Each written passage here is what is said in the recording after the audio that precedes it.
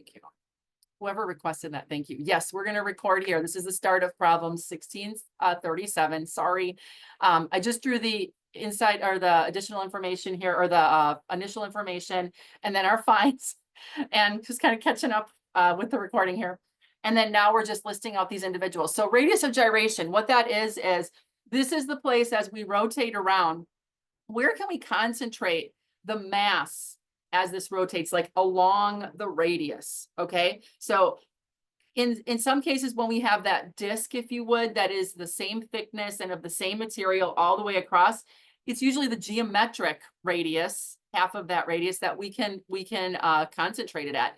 But when we have things like gears, because we have the teeth on the outside, that's not a consistent cross section. Additionally, when we have pulleys, because again, that's not like a solid cross section, we're given radius of gyration. So the problem is telling us where we would concentrate that mass, if you would, along the radius. So for this one, the radius of gyration is 1.3 inches. Now, in our problems, when we are calculating, for instance, acceleration, velocity, distances, in dynamics, we are going to use English units for distance to be feet. So what I'm going to do is I'm going to give you right away the equivalent in feet. So this is 0.108 feet. So if you divide that 1.3 by 12, you should get 0.108. Okay. Then the weight of B, okay, the weight of B is 6 pounds. Okay, and the radius of gyration, K, is 3 inches, which is equal to 0.25 feet. Okay. And then lastly, the weight of C is 9 pounds. And the radius of gyration given here for C is 4.3 pounds, or 0.3583 feet. Radius of gyration will be used to calculate the mass moment of inertia in a little bit. Now, a couple more dimensions we're going to add that are going to be up here, okay? And it's going to be the radiuses that we see here. So, for instance, the points where we're interested is where we have points of engagement. So, our distance from where A meets B along A, this is going to be RA, okay? And the radius A is going to be equal to, let me see the problem. It's 2 inches. And it's also equal to, I know I converted it, 0.1667 feet. Okay, because again, when we use our equations, we have to put any inches into feet. So I like to kind of do that work right away. The radius from the point of engagement at A here to the center of B, okay, I'm going to call this RB1, okay, RB1. And RB1 is equal to 4 inches, which is also equal to 0.333 feet. Okay. The next radius off of B is going to be from the center here to the point of engagement at C. Okay. Because that's where the forces are transmitted, as you know. So this is going to be RB2. Okay. So it's the second radius off of B, the first radius off of B. So RB2 is equal to 2 inches, which is also equal to 0.1667 feet. Okay. And then lastly, we're going to have a distance or a radius from here to here, and this is going to be RC. Okay, so it's from the center of C to where it engages with B. So RC from our problem is 6 inches, which is equal to 0.5 feet. So any questions so far? All right, and remember, we're trying to find the angular acceleration of C, and then we're going to find that, and we'll identify this force as we go along, but it's going to be the tangential force that is transmitted right here where B and C are actually going to connect with one another or mesh. Okay. Now, in order to calculate the moment of inertia, or I'm sorry, the angular acceleration, some information that we need along the way is we're going to need the mass moment of inertia, okay, which is going to be our I. We also are going to need the mass, okay? So what we're going to do is down below, we are going to calculate the mass for each one of our gears, and we're also going to calculate the mass moment of inertia for each one of our gears, okay? So I'm going to kind of break this up here. So we're going to start with our masses. And this is just kind of gathering this information because we know we're going to be using it as we look at these individual gears, okay? So this is all English units, right? We're working with pounds. So we have to find what the mass is. Mass is going to be equal to weight divided by gravity, okay? Because we know weight is equal to mass times gravity. So solving for mass, it's just rearranging that equation. So for the mass of A, so I'm going to go up here, the weight of A is going to be equal to 1 pound divided by 32.2, and this is going to be, sorry, feet per second squared. Now, as I've told you in the past, you don't have to put the units in, okay? So you can do 1 divided by 32.2, that's fine, okay? I just wanted to kind of show you, you know, what those are. So our mass is going to be equal to 0.0311, okay? And so I'm just going to put out here so I can find it easily. MA is equal to 0.031056. I am holding, I think I'm holding 6 decimal places, 5, 6 decimal places, because we're going to find that these are going to be pretty small. Okay. So do hold, you know, 5, 6 decimal places because that'll help our answers later on to be relatively close to the end. Again, holding extra decimal places inside your problem and then rounding at the end is always best. Okay, so that's our first mass. Our mass B then is going to be very similar. This is going to be the weight of B divided by gravity again. I'm not going to add the units this time. This one is 6 pounds divided by 32.2. So that is going to equal 0.1863. Please be checking these as you go along because I'm pretty certain on these, but I don't claim to be perfect either. And I have worked all of these problems and that's what I'm looking at my notes here. And I've gone through and done the calculations. So it's always a good check when you guys do them alongside me. And then it's also just making sure that you're putting things in correctly into your calculator and you're getting good numbers. So the last one here, C, is 9 divided by 32.2. So 0.2795. So MC.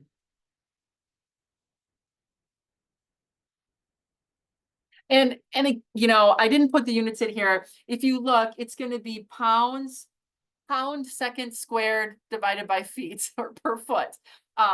It's it's kind of a weird unit and we don't even use it. As you know, it's officially called a slug. So, so I'm just using the numbers here. But make sure that you're, you know, using the proper feet per second squared and such. So any questions on the masses? Okay.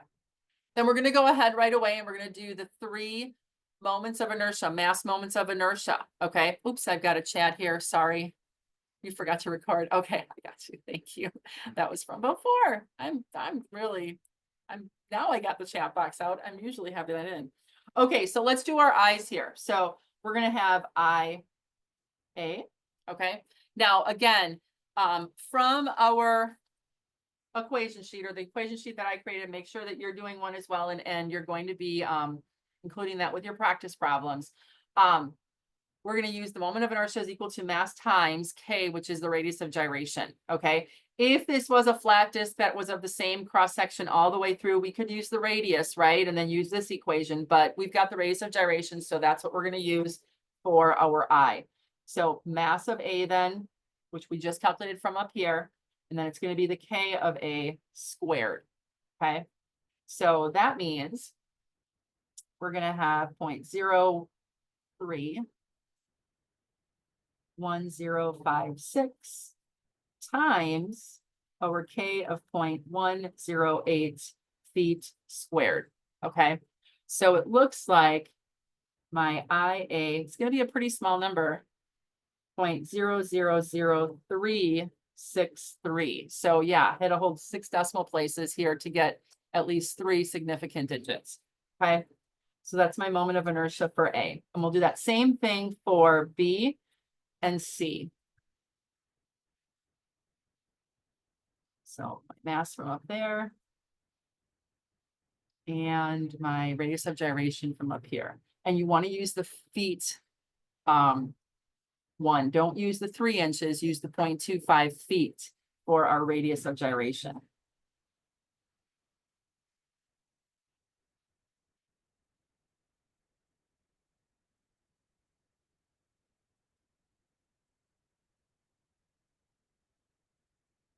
Our IC.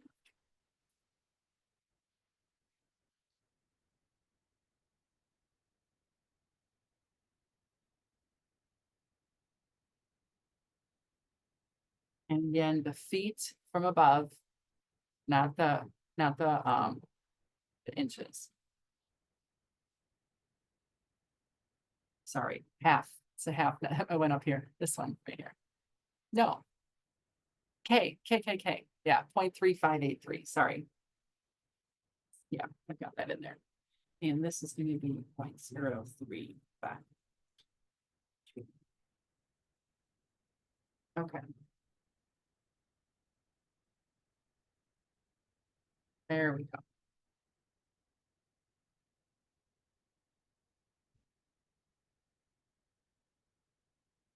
So just want to make sure that everybody's caught up here. Give you a minute to get those written out.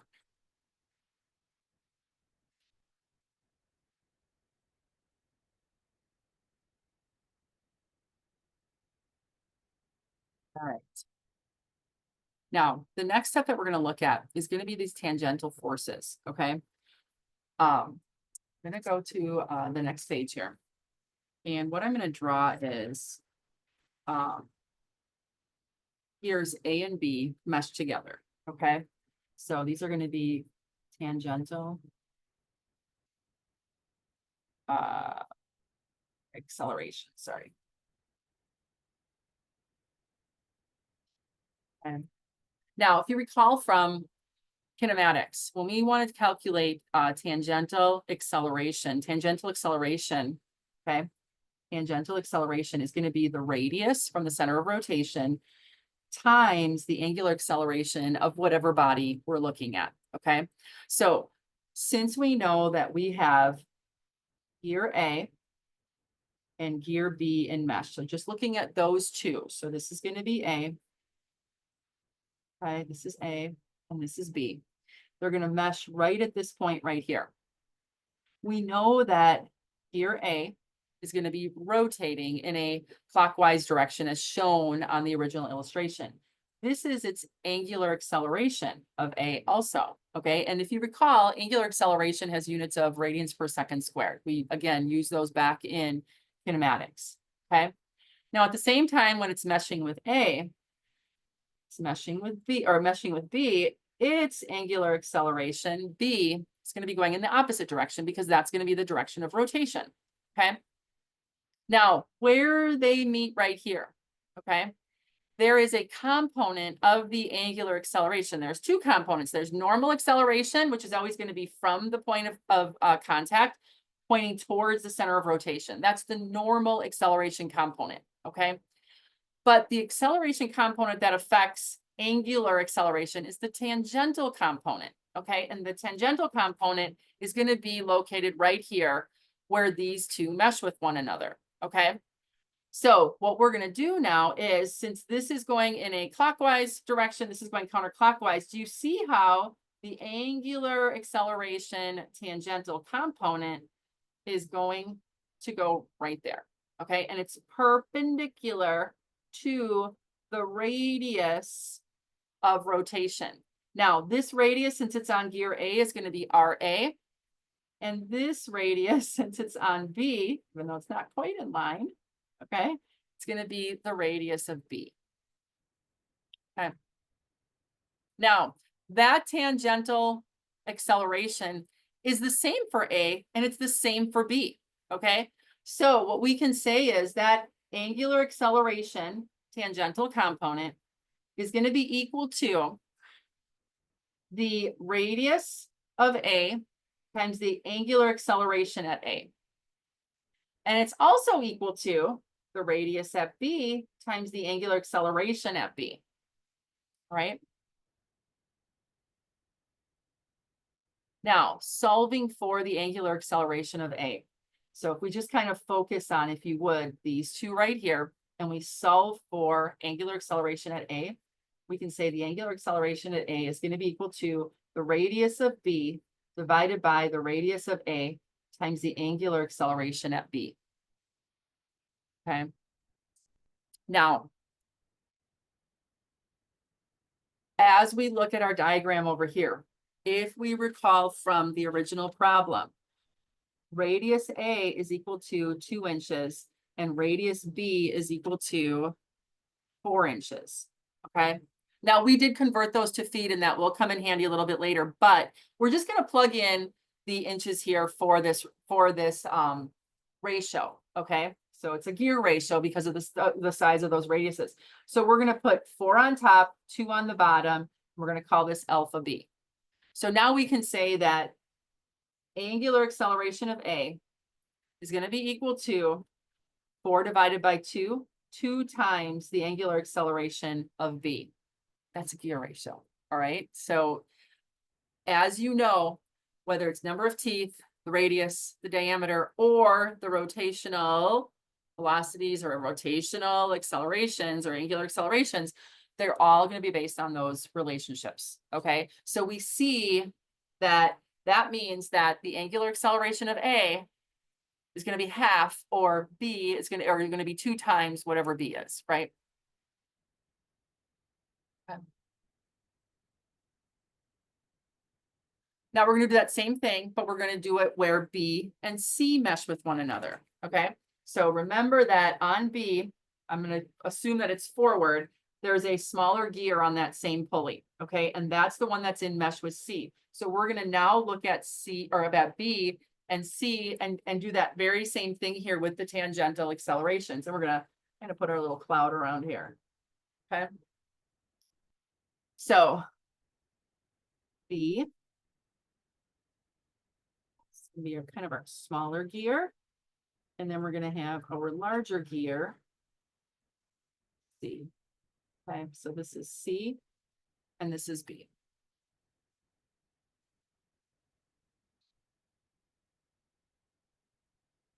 Now here again, this is going to be the points of contact. Okay, now let's look at our rotations. We know from up here, when A meshed with B, B is going in the opposite direction. So this B on here is the angular acceleration of B. So that means that C is going to be going opposite it, right? Angular acceleration of C. Now, the tangential component of the acceleration is going to be in the direction of acceleration. So this time, do you see how our acceleration tangential component is going to be going up like this? Okay. Because it's in the direction of rotation, right? Now, we called this RB2. I should have called this RB1, but we kind of know what we're talking, we know here. So this is RB2, the radius from the center of B to that point of contact. And then this is going to be RC. Okay. So now we can say that the angular acceleration or the acceleration tangential component is going to be equal to the radius of B times the angular acceleration of B. It's going to be equal to the radius of C times the angular acceleration of C. And now we're going to do that same thing. We're going to solve for angular acceleration of B. It's going to be equal to, so using these two equations right here, I'm going to take my radius of C and divide by, call it RB2 because it is a different radius on B. So I'm going to add that little 2 here, times angular acceleration of C. So now putting those numbers in there. So RB2 was equal to 2 inches and RC was equal to 6 inches.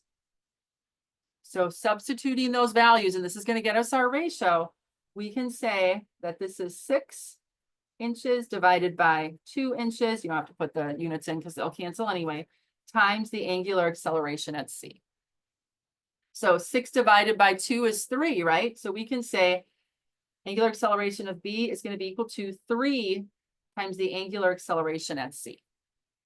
So there's another, if you would, relationship, okay? And remember, we're trying to get, this is what we're trying to solve for. So when we go from A, we want to be able to relate to C, and that's going to be the next thing that we do. So kind of like, I think in the book, they call it a summary. Okay, so if we do a summary here, all right, we can say, starting with the first equation up here, we can say that, oh, angular acceleration of A is equal to 2 times 2 alpha B, right?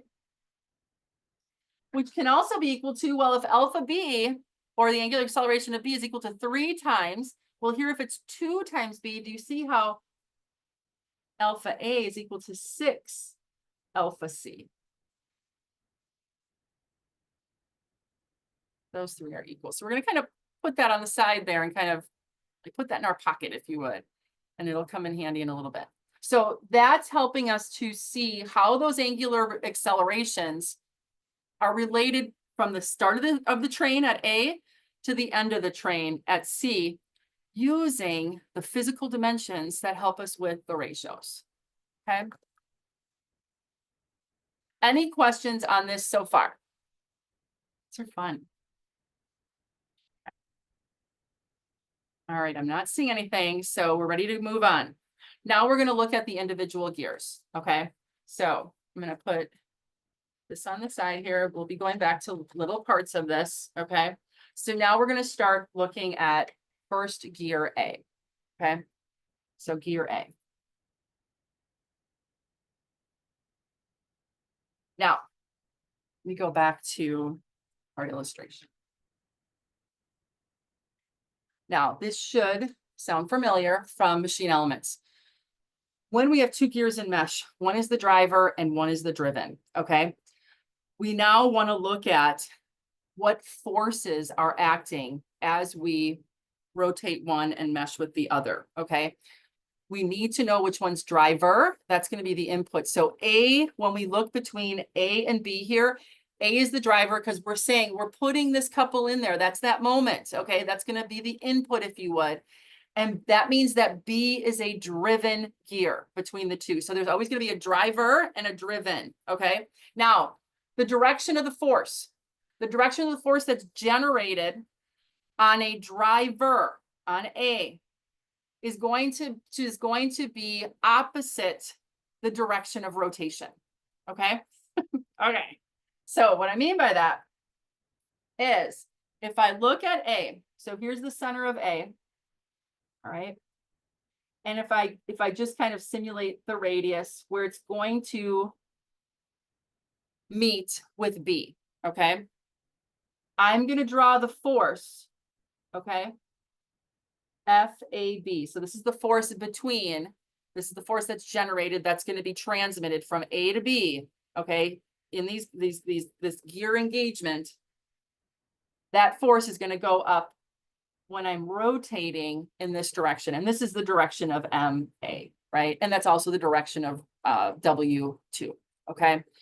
Because A is the driver, the force is going to be perpendicular to the center of rotation, but it's going to be opposite the direction of rotation, okay, on a driver. So A equals driver. Do you guys remember that?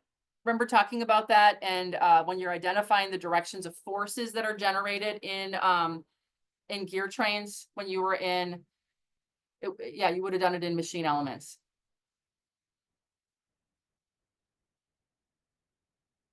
Please go like this. Somebody say yes. Nobody's responding. Yes. Okay, that sounds familiar. Okay, excellent. Thank you. Thank you. Thank you. All right, so that's really going. Yeah, you guys are in the class right now, but you've done gear design already. You've done it. It was week 1. So you would have talked about this. So that's what sets the direction of the rotation of the force that's being transmitted. Okay, so that's going to be the force. And then we also have on the center of our gear, we're going to have a reaction in the Y and also a reaction in the X. Now we're going to sum our moments around A. So AX and AY will not be included in the moment equation, because when I put my finger around, when I put my finger on A and I try to push in those directions, they're not going to cause rotation, so we don't include them. But we will be including this force and the moment that we have here. Now, the distance that we have for the radius, this radius is going to be equal to 0.1667 feet. Remember, back when we had started the problem, that is radius A. It was 2 inches and then converted to feet is 0.1667. Okay. Now, this is my static side. So I'm going to now set that equal to my inertia term side. Okay. Now, this is point A at the center. We know that it's rotating, and it's going to have the mass moment of inertia times the angular acceleration. See, it's a little smaller. There we go. So this is my equal. So on this side, this is going to be sum the moments around A side. It's going to be equal to, and this is going to be our mass moment of inertia times the angular acceleration of that point. Now, reminder, Kelly needs this reminder too. And I did put this in the beginning of the problem, but I'm just putting it here again as a reminder. We are using this convention for both sides. So if we see rotations that are going counterclockwise, those are positive, and rotations that are clockwise are going to be negative. Okay. So we want to watch those signs. So now what we're going to do is we're going to use our diagrams above to write out some of our moments on the left and right sides. So as we look on the left-hand side here, I'm going to put the moment in right away. You'll notice that that moment is going in a clockwise direction. So that's going to be a negative. Now, the moment of inertia about A, that is equal to, I'm actually going to put it here. So MA was equal to 40 pound-inches, right? We need that in pound-feet to be consistent with the units that we need here, right? So we are now going to convert that. We know that there's 12 inches in 1 foot, okay? So that means 40 divided by 12. My moment around A should come out to be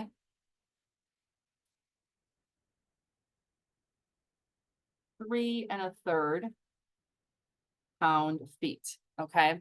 So this is the number we use. Do not use the 40 in this equation because we need everything, remember, in feet and seconds. So since this was in pound-inches, we need to convert it to pound-feet. So that means that we're going to have a negative, because it's going in a clockwise direction, 3.333. You don't have to worry about the units. That's our moment, okay?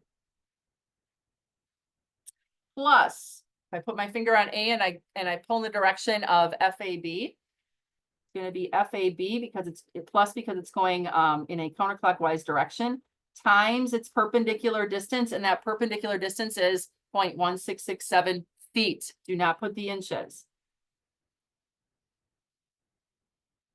Okay. And the reason we can't, I'm just going to remind you, remember, when we were doing our mass, we were using gravity here that's feet per second squared. So we have to do any distances that we have in the problem, we have to put them in feet, right? So this takes care of all of the moments that are generated on the left-hand side of our equation. So we're going to set that equal to angular, the mass moment of inertia times the angular acceleration. Now, make sure you put a negative in front of here because the direction of rotation is in a negative direction. So put the negative out there right away. And then we're gonna go back to where we had the mass moment of inertia calculated right there. So that's going to be 0.000363, okay, times the angular acceleration of A, which we don't know. Okay, so that's going to be an unknown variable.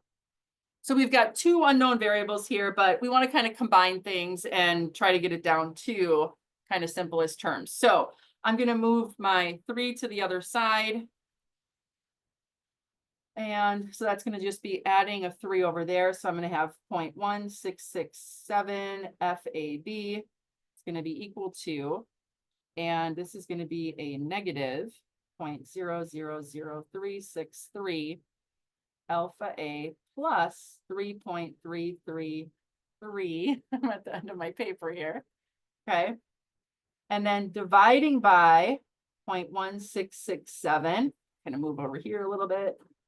FAB is going to be equal to a negative 0.00218. So you're going to divide this up, and that's going to be alpha A plus, and when I divide my 0.1667 into this, you should get 20. All right. So double check those numbers, make sure that you're seeing that you're getting those values. It's a good idea to just double check me.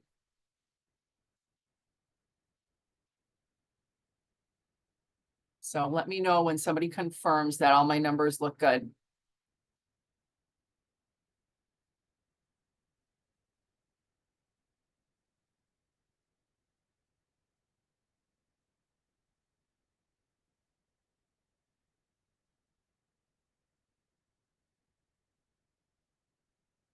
Thank you, Lex.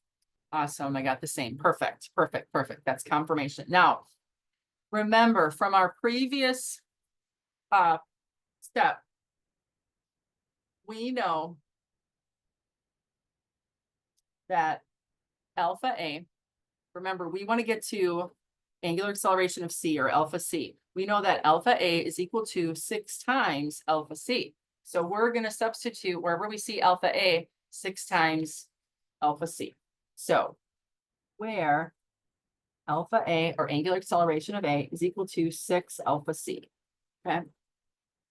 So now we can say FAB is equal to, I'm going to move the 20 to the front just because I like starting with a positive number, 20 minus, and now we're simply going to take 6 times this number. Okay, that's right here. So you should get 0.0131 alpha C. And we're going to kind of let this sit here. And again, just confirm that you get those numbers. Thank you, Josh, for confirming as well.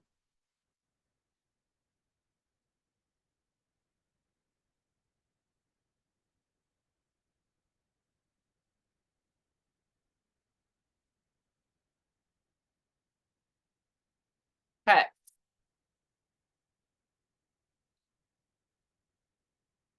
Once we have A done, we're now going to move to gear B.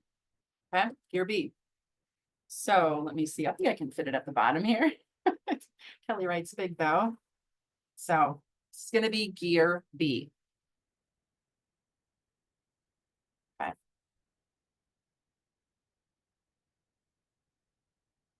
So I'm going to draw gear B. So the left-hand side is going to be my sum of my forces, right? So my B center is going to be here. Now, on the left-hand side of gear B, it meshes with gear A. So we're going to draw our vector for that force AB. Now, we're drawing it down here, okay? So remember, when we talked about it up here, since A was the driver and it is going in a counterclockwise direction, the tangential force is going to oppose the direction. But here B is driven, okay? This is driven, okay? Then here B, as we know, is going to have an angular acceleration, which we're not calculating of B, but it's going to be rotating that way. Then its tangential force is going to go in the direction of rotation perpendicular to the radius. And this is going to be our RB1. Okay, this is point B. Force-wise, we're going to have a BY, we're going to have a BX, but again, we're not going to be calculating those because they're not going to be in our moment equation because we're going to sum around B. And then over here on the right-hand side, there's going to be another force, okay? And that one's going to be the one that meshes with C. Now here, in this case, we know that our gear, remember, gear B was a driven gear when it was meshed with A, because A was the driver. But now this front gear is the driver for gear C. Do you see that? When these two mesh, this one is driving gear C, right? So if gear B is going to be going in a counterclockwise direction, put the arrowhead on this force right here, FBC. It's not going to go up or down. Think about that. It's the driver on this side for C. It's going to go opposite the direction of rotation. So if it's going in a counterclockwise direction, our FBC has to go opposite that because it's the driver. That front gear is the driver. Any questions on that at all? Does that make sense? Because the directions are important, because then they set the positives and negatives for the moments. Okay. And then this distance right here is going to be RB2. Okay. All right. And we're going to set that equal to, and then our B is going to be here. And it is going to have an IB alpha B. Okay. And again, the same convention applies as far as directions. So now we are going to do our sum of our moments around B equal to IB alpha B. Okay. So sum the moments first. We're going to put our finger on B. And we're going to pull in the direction of the force and multiply times its distance. So for FAB, that's going to go in a counterclockwise direction. So that's going to be a positive FAB times the distance RB1, which if we look from our illustration, it's 0.33333 feet, or 1/3 feet. And then we're going to have another moment. This one is going to go clockwise. So that will be a negative FBC times its perpendicular distance or its radius. So RB2 is 2 inches, 0.1667. Is equal to, now this time IB alpha B is going in a counterclockwise direction. So it's a positive direction. We don't need to worry about a negative. So we're going to just positive assumed. And our IB from our first page is going to be 0.01164 times alpha B.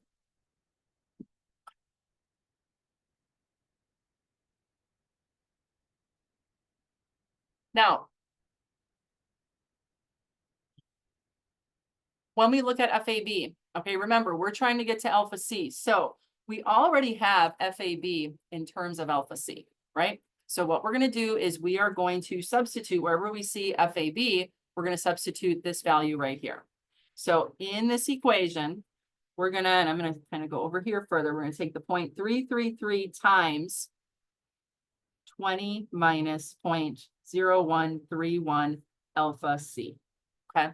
So this is the FAB, and this is times the 0.333. Minus, and we're just going to multiply these two together, 0.1667 FBC. Okay. It's going to be equal to 0.01164 theta. Oh, no. Let's go back one step. We know that alpha B, or angular acceleration of B, is 3 times the angular acceleration of C. And remember, C is our end goal. So we know that this is 3 alpha C.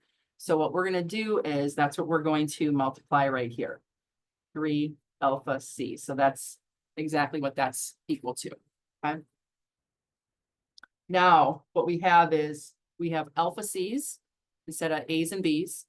We still have FBC, but that's going to be one that we're going to be looking for a little bit later. So I want you to combine what you can here.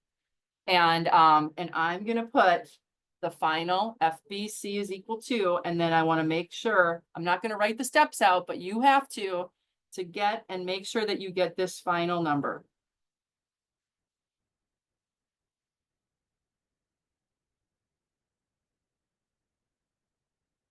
Okay. So this is gonna be where you wanna be. Okay, so make sure you can go from this line, do your combining and pushing over to the other side and make sure that you can get this.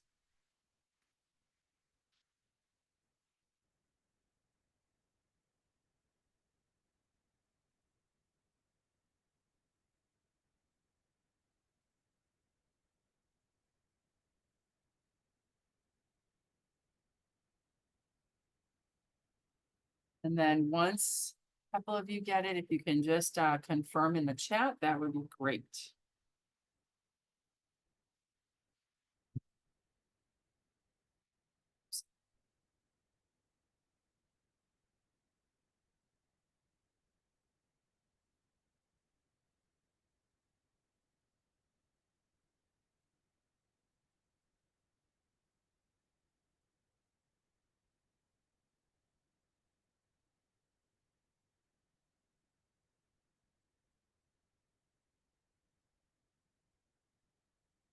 And I encourage you to take it step by step by step, because truly it's easy to lose a negative sign, and make sure that you get the same values I have here.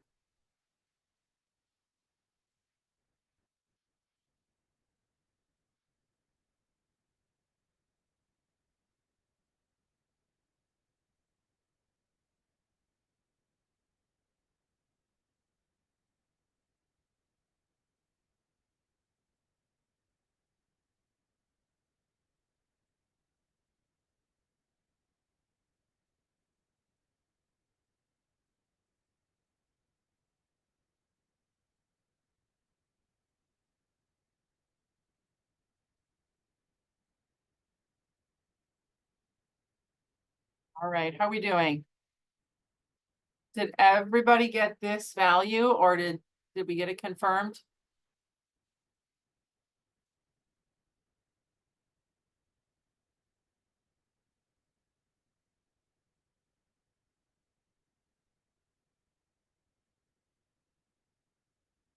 Okay, awesome. Thank you, Jack. Yeah, Okay, that's what I got, Kelly.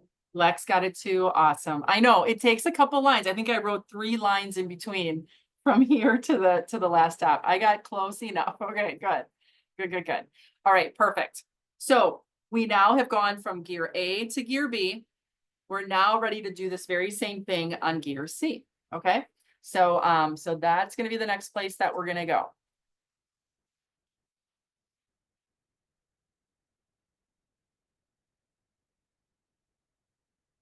Gear C. All right, so now we're going to draw some of our forces on one side, and then, or some of our moments, I should say, on one side, then we're with forces, and then we're going to do our inertia terms on the other side. So first for C, here's our center of C. And if we go over to the left, this is where it meshes with B. And now here, again, I'm not going to put my arrowhead on yet, but this is going to be my force BC. And if we recall, the direction of rotation of C is going to be clockwise. Okay. So I'm just going to put WC here. We're not going to calculate angular velocity, but it just gives us the direction of rotation. Now, gear C is a driven gear again. Remember that smaller B was a driver, but now the bigger one, C is going to be the driven. So that means if this is going in a clockwise direction, my tangential force is going to go in the same direction. So it is going to go up. Okay. Now, again, it's really important we get that right. And then our radius here, this is our C, this is 0.333 feet again. Now there's going to be a CY, CX. Those are forces that are present that are reactions at that center of rotation. But again, in some of our moments, they're not going to be included, but we put them there. And then over here is going to be equal to, and this is point C. And as we know, we're going to have IC alpha C. So we are now ready to sum our moments around C equal to IC alpha C. So summing our moments around C on this side over here, go ahead and do that. And don't worry about this. This was just for, picture's sake. Don't worry about that W. Go ahead and write what your sum of your moments around C would be.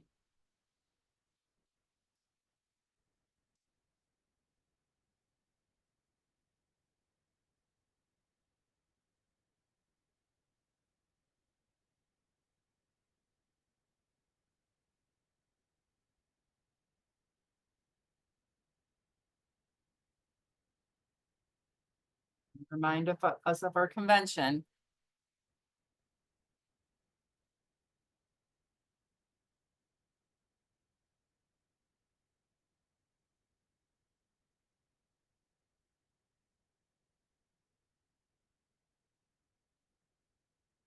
So this should be your first line.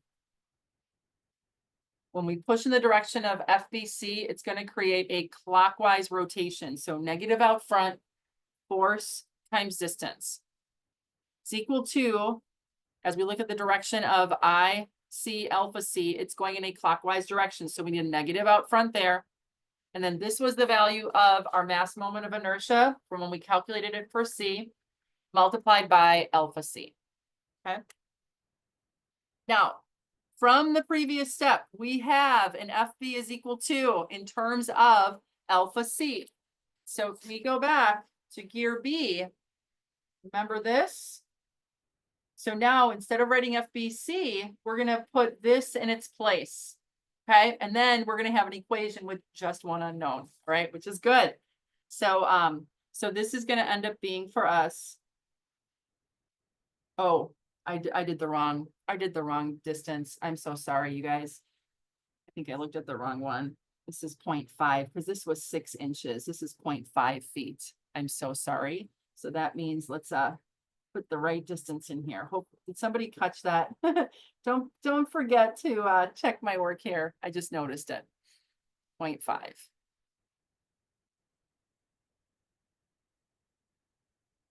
So we're going to put that negative 0.5 out front, and then we're going to put our FB here.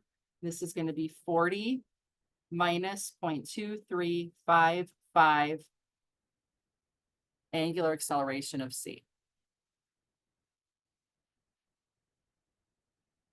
Yeah, is equal to negative 0.03582 alpha C.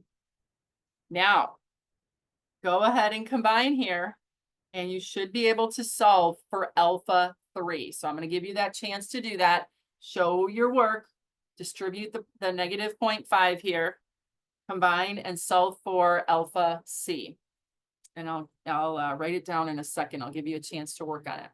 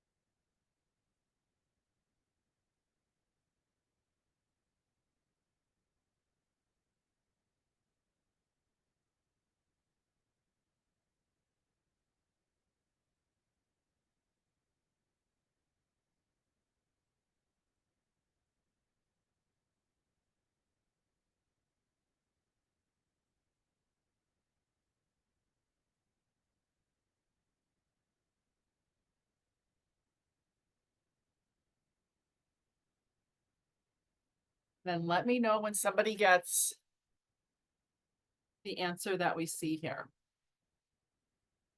And again, we've been holding 4, 5, even 6 decimal places at times, depending on the value or how many decimal places there were. There were zeros.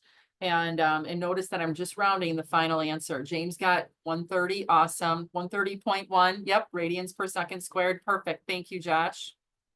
Now, once you have your alpha C, the other part of the problem, remember from our original, we got alpha C now. Now you just have to find FBC. I'm going to let you finish that one up. That's a plug and chug. And you know that you got your alpha C correct. So I'm going to let you finish that up. Go back to some of those equations You should see an FBC is equal to, not that long ago. And you should be able to then substitute in your alpha C and get that final answer. So any questions before we put this one to bed? Okay, if not, then I'm going to stop the recording.